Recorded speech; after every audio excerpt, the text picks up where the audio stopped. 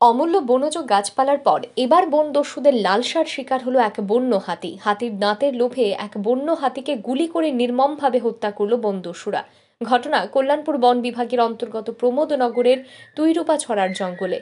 রবিবার সকালে স্থানীয়রা ওই এলাকার জঙ্গলে একটি হাতির ক্ষত বিক্ষত পচনশীল মৃতদেহ দেখতে পায়। এই দৃশ্য দেখে সাথে সাথে স্থানীয়রা বন দপ্তরের কর্মীদের খবর দিলে কল্যাণপুর থানার বিশাল পুলিশ বাহিনী এবং বন দপ্তরের আধিকারিক সহ পশু চিকিৎসকরা ঘটনাস্থলে ছুটে যান। প্রাথমিক তদন্তে জানা যায় হাতিটিকে নির্মমভাবে মাথার দুদিকে গুলি করে হত্যা করা হয়েছে।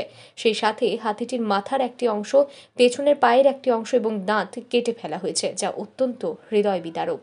বন কর্মীদের অনুমান হাতির মূল্যবান দাঁত সংগ্রহ করার জন্যই এই নির্মম কাণ্ডটি সংগঠিত করেছে বন দস্যুরা। আমরা প্রিলিমিনারি যা দেখলাম এটার ভিতরে তার কপালের মধ্যে দুটা গানের ছোট ইঞ্জুরি, তার এন্ট্রি পয়েন্ট পাওয়া গেছে দুইটাতে কেমন হয়ে গেছে, তারা ইঞ্জুরি হয়েছে, গান ছোট ইঞ্জুরি, মানে এইভাবে তারা মারছে। হাতির যে মূল্যবান যে দাঁতগুলো এইগুলো আসেনি এট প্রেজেন্টে যে জায়গায় ইঞ্জুরি করছে, ইঞ্জুরির পয়েন্টে পাওয়া গেছে তার যে দাঁতের কিছু দাঁতের প্যাডের কিছুই নেই, সব নিয়ে গেছে।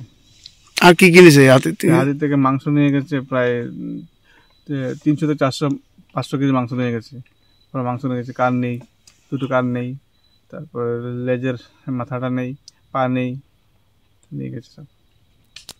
লাস্ট পর্যন্ত হাতিটা মানে কি করা হয়েছে এখন মারা যাওয়ার পরে এখন নিয়ম পোস্টমর্টম দেখলাম, যার রিপোর্ট আমরা এন্ট্রি করলাম, এন্ট্রি করার পরে পোস্টমর্টম করার রিপোর্ট দেখা ইন্সপেকশন সব এসডিএফও রেঞ্জ অফিসার সবাই মিলে দেখা এখন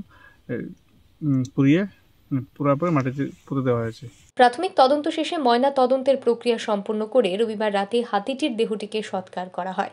মহকুমা বন আধিকারিক গৌরব আর ওয়াঘ বলেন, গোটা ঘটনার তদন্ত চলছে, দোষীদের খুঁজে বার করার সব রকমের প্রয়াস জারি থাকবে বলে জানান তিনি।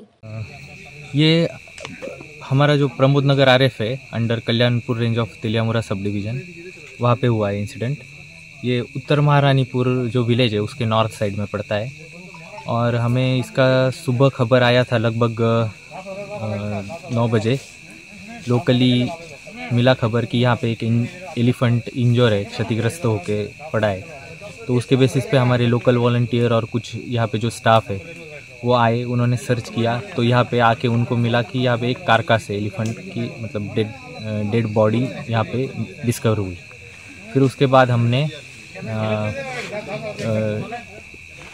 बाद हमने जो पुलिस है उनको इन्फॉर्म किया, फिर हमारा जो बाकी स्टाफ है वो आया, फिर जो वेटरनरी ऑफिसर है तेलियामुरा का वो, फिर हमारा सिपाही झाला में जो है डॉक्टर केशव, वो आके यहाँ पे हमने अभी उसका पोस्टमार्टम वगैरह पूरा कंप्लीट कर लिया है।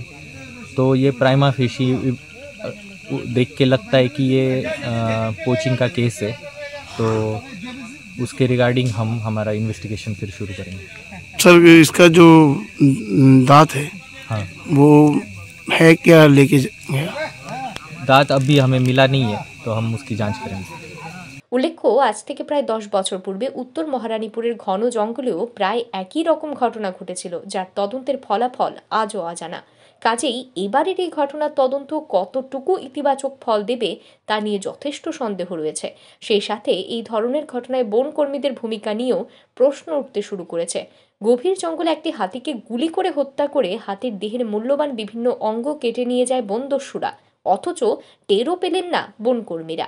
ব্যুরো রিপোর্ট, আর ই নিউজ।